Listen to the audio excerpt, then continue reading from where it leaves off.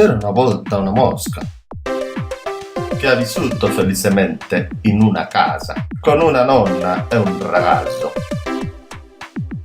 E la mosca disse un giorno: Io non assomiglio a nessuno in questa casa, ma sì ho le ali e non hanno loro. Essi sono pallidi e grandi. Io sono piccola e nera.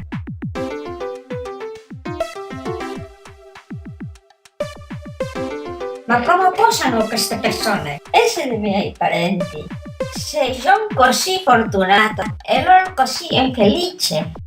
Se io se ho fame, cammino un po' per la frutta e posso succhiare zucchero.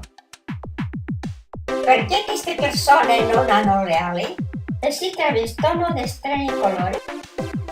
Ogni volta che mi vedono mi fanno il bronzo. Non so il motivo per cui sembrare così male.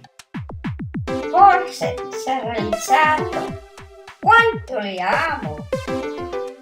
Potrebbe diventare meravigliosi con me, che sto crescendo ogni giorno di più. Le mie ali sono più forti ogni giorno e posso volare più velocemente.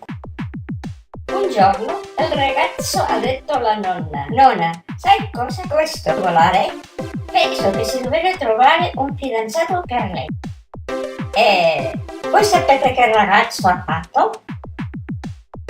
Mi ha messo un piatto di zucchero. Mise il piatto sulla terrazza e lui mi ha portato fuori di casa. Con questa grande impresa mi ha portato molti pretendenti, ma io scappai. Ho fatto una buona vita in un parco. Mi andavo molto felice e contenta a vivere alla casa del vicino.